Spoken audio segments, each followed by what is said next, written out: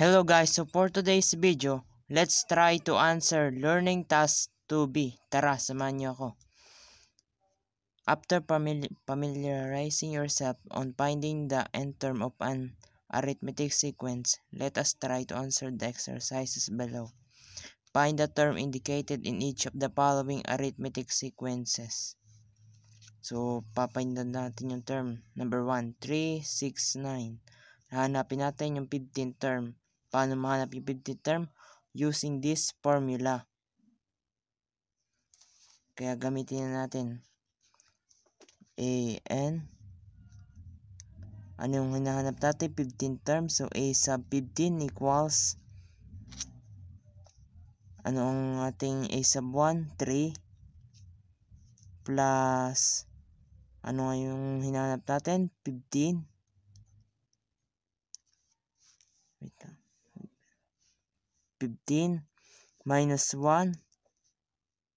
Anong common difference nila? So, 6 minus 3 is 3. So, 3 ang kanilang common difference.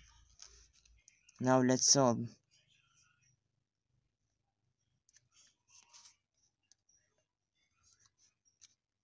(15 minus 1). So, 14. It's 3. A15 equals 3 plus 14 times 3 is 42. Ganun lang.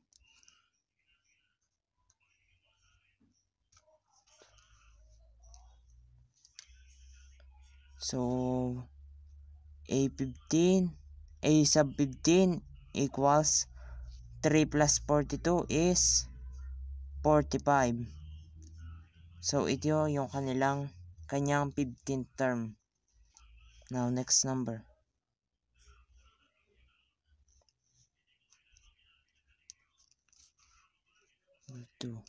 Number 2. 14, 16, 18,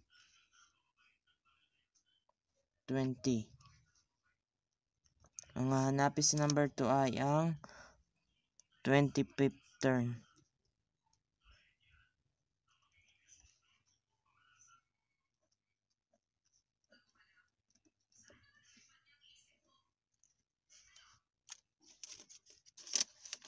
Okay, using the formula ulit. A sub 25 equals anong A sub 1? 14 plus the quantity of anong hinanap natin? 25 minus 1. Anong common difference nila? 20 minus 18. So, 2. A sub 25 equals 14 plus 24 times 2. And A sub 25 equals 14 plus 24 times 2, 48. A sub 25 is equal to 14 plus 4, 48 is equal to 62. So the 25 term is 62. 3.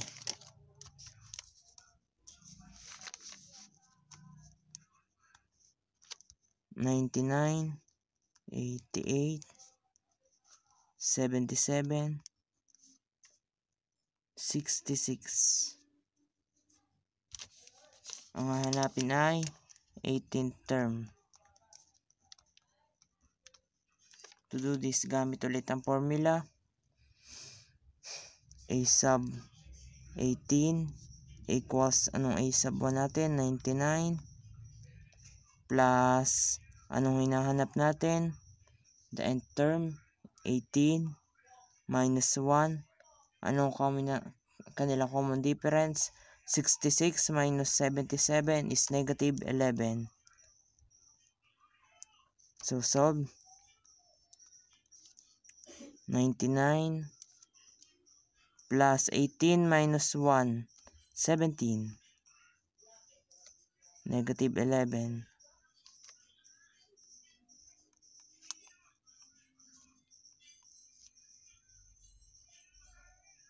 17 times negative 11. So, may negative signs.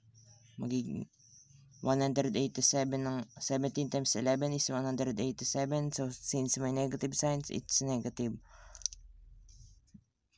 Negative 187. And 99 plus negative 187 is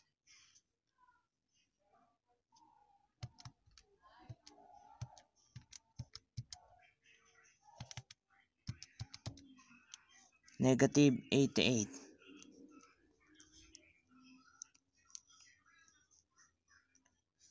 So the 18th term is negative 88. Now let's move on.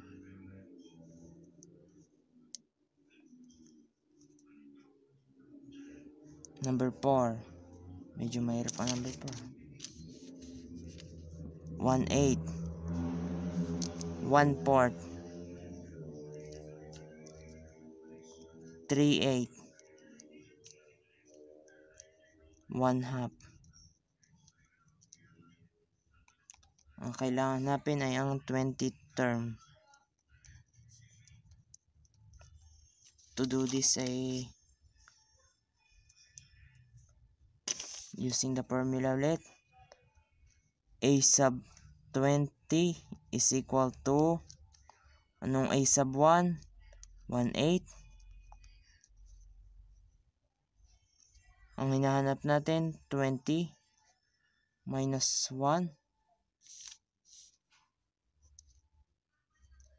Anong kanila common difference?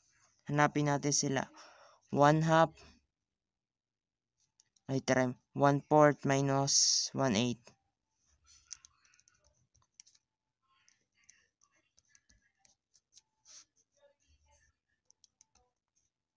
Kwas hanapin ng kanila natin ang kanilang LCD.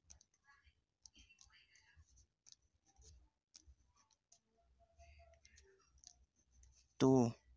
8 times 8 ay 8 divide 8, 1 times 1, 1 is equal to 2 minus 1 is 1/8. Ito ang kanila common difference. 1/8. Let's solve. Is equal to 1/8.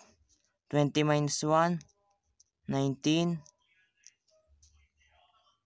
1/8. Now, 19, may plus pala. Plus. Nalimutan ko, sorry.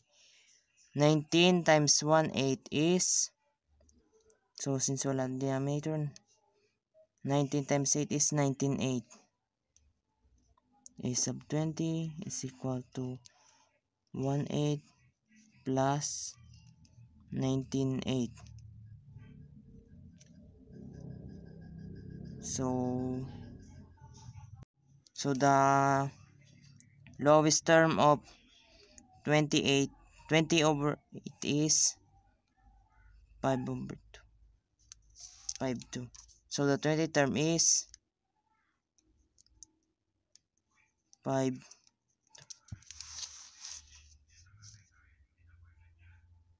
Number 5, the last one. 99, 87, 75, 63. Hanapin natin ang 12th term. Now, using the formula ulit. A sub 12 is equal to A sub 1 natin ay 99 plus anong hinahanap natin? 12 minus 1. Anong kanila common difference? 63 minus 75 is negative 12. So, negative 12.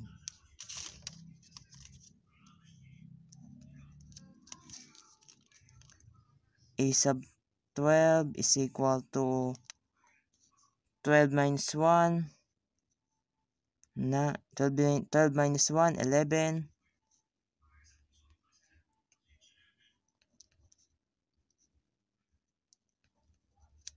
And negative 12 times 11 is negative 132.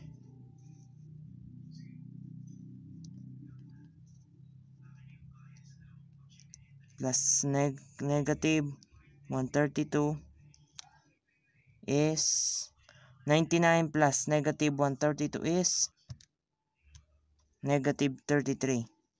So ito ang value ng 12 term, negative 33.